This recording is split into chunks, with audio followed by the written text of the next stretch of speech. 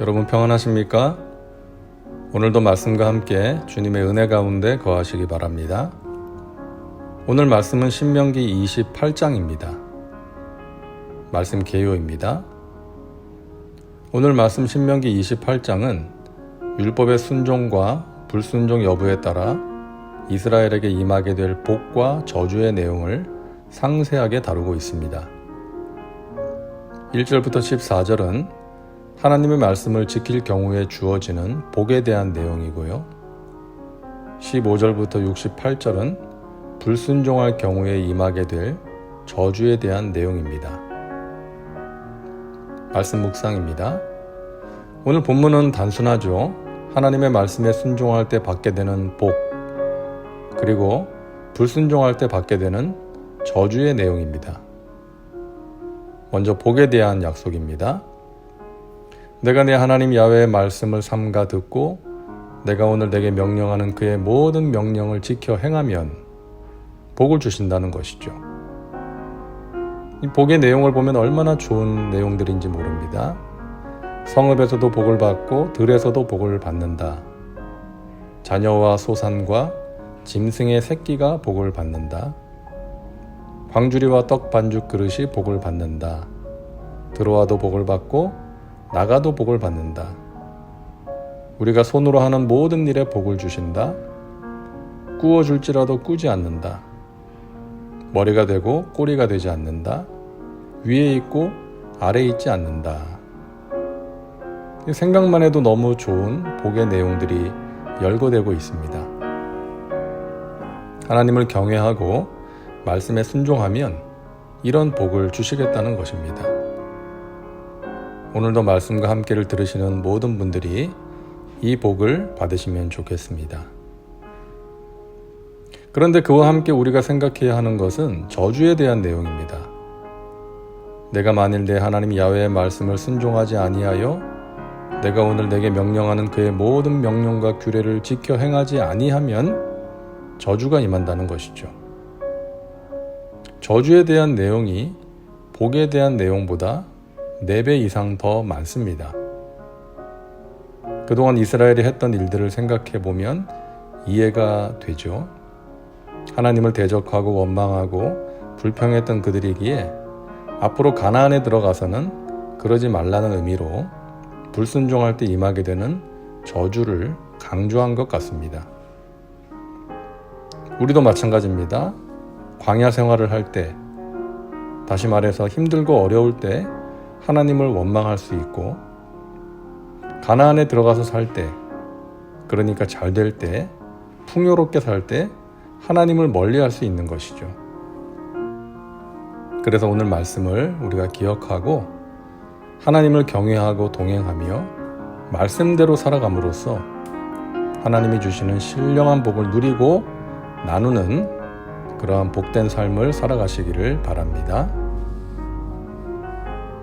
하나님의 말씀에 순종할 때 주시는 복을 3가지로 정리할 수 있는데요. 첫째는 높여주신다는 것입니다. 1절입니다. 내가 내 하나님 야훼의 말씀을 삼가 듣고 내가 오늘 내게 명령하는 그의 모든 명령을 지켜 행하면 내 하나님 야훼께서 너를 세계 모든 민족 위에 뛰어나게 하실 것이라. 이스라엘은 430년 동안 애굽에서 종살이를 했습니다.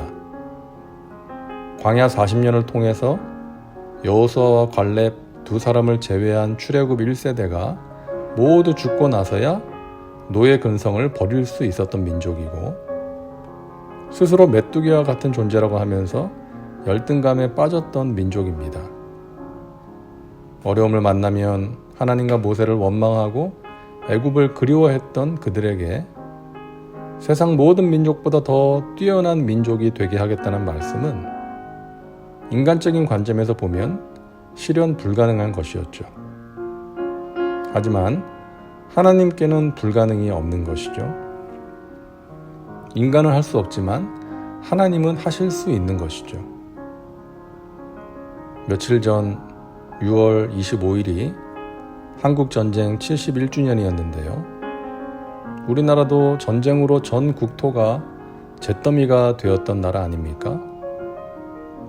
세계에서 가장 가난한 나라였던 우리나라가 전후 70년도 되기 전에 세계 10위의 경제 대국이 된 것은 그야말로 기적 같은 일 아니겠습니까? 어려운 때에 하나님을 바라보고 간절히 기도하며 최선을 다한 하나님의 백성들이 있었기에 하나님께서 이 땅을 불쌍히 여기시고 베푸신 은혜인 것이죠. 이처럼 하나님을 믿는 자들, 하나님의 말씀을 따라 살아가는 자들을 하나님께서 높여주십니다. 하나님께서 높이시면 낮출 자가 없는 것입니다. 둘째로, 흡족한 은혜를 누리게 하십니다. 하나님의 말씀에 순종하는 자는 하나님의 흡족한 은혜를 복으로 받게 됩니다. 두 가지로 생각해 볼 수 있습니다. 먼저는 물질적인 복입니다. 4절부터 보면 내 몸의 자녀와 내 토지의 소산과 내 짐승의 새끼와 소와 양의 새끼가 복을 받을 것이며 내 광주리와 떡반죽 그릇이 복을 받을 것이며 내가 들어와도 복을 받고 나가도 복을 받을 것이니라고 말씀합니다. 11절에서도 내 몸의 소생과 가축의 새끼와 토지의 소산을 많게 하시며 라고 했습니다. 둘째는 하나님께서 주시는 내적인 은혜입니다. 3절을 보면 성읍에서도 복을 받고 들에서도 복을 받을 것이며 라고 말씀하죠. 성읍은 많은 사람들이 붐비는 곳이고 각종 사건과 소문이 빠르게 전해지는 곳이죠. 그래서 성읍에서도 복을 받는다는 것은 많은 사람들이 보게 되고 알게 되는 복을 말합니다. 그리고 들은 사람들이 매우 드문 한적한 곳이죠. 따라서 들에서도 복을 받는다는 것은 개인적으로 경험하고 누리는 하나님의 은혜를 말합니다. 하나님의 말씀에 순종하는 자는 이처럼 어디에 있든 어디를 가든 하나님이 베푸시는 은혜를 경험할 수 있다는 의미입니다. 이것은 물질적인 복보다 더 귀한 것이죠. 물질의 복은 현세적이고 한계가 있지만 이 영적인 복은 영원한 것이기 때문입니다. 그러므로 우리는 복의 근원이신 하나님, 그 하나님과 올바른 관계를 맺는 것이 복 중에 가장 귀한 복이라는 것을 잊지 말아야겠습니다. 셋째는 보호하시고 위로하십니다.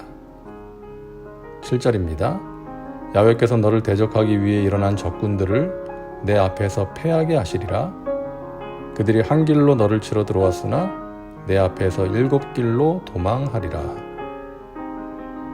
우리가 하나님의 말씀에 순종하고 말씀대로 살려고 하면 방해하는 세력이 있습니다. 마귀는 온갖 방법을 동원해서 우리를 하나님으로부터 떨어뜨려 놓고자 합니다. 자칫 방심하면 하나님을 놓칠 수 있는 상황에서 우리는 날마다 하나님을 바라보고 의지하며 하나님의 말씀을 붙들고 살아야 합니다. 그럴 때 하나님께서 지켜주시고 대적들을 물리쳐 주십니다. 7길로 도망하게 하십니다. 당시 이스라엘 사람들에게 7은 완전한 것을 상징했습니다. 따라서 7길로 도망한다는 것은 완전한 보호를 의미하는 것이죠. 믿는 자들의 반석이요 산성이 되신 하나님께서 지켜주시고 위기에서 건져주신다는 것입니다. 사랑하는 여러분, 하나님께서 하라고 하시는 것 하고 하지 말라고 하시는 것 안 하면서 사는 것이 복을 받는 길입니다. 저와 여러분이 그런 삶을 살아가시기를 주님의 이름으로 축원합니다. 다음은 말씀 적용입니다. 오늘 말씀을 통해 당신에게 주시는 메시지는 무엇입니까? 혹시 순종하지 못하고 있는 말씀이 있지는 않은지 생각해 보시기 바랍니다. 이제 기도합니다. 사랑과 은혜가 풍성하신 하나님, 오늘도 말씀과 함께 살게 하시니 감사합니다. 하나님이 하라고 하시는 것 하고 하지 말라고 하시는 것 안에서 하나님이 주시는 귀한 복을 받아 누리고 나누며 살게 하여 주옵소서. 복을 받는 것이 목적이 아니라 하나님과의 바른 관계 속에서 살아가는 것이 목적이 되게 하셔서 그 하나님과의 관계 속에서 하나님이 주시는 좋은 것들을 누리며 살게 하여 주옵소서. 예수님의 이름으로 기도하옵나이다. 아멘. 오늘도 말씀과 함께 은혜 가운데 거하시기 바랍니다. 여러분 사랑하고 축복합니다.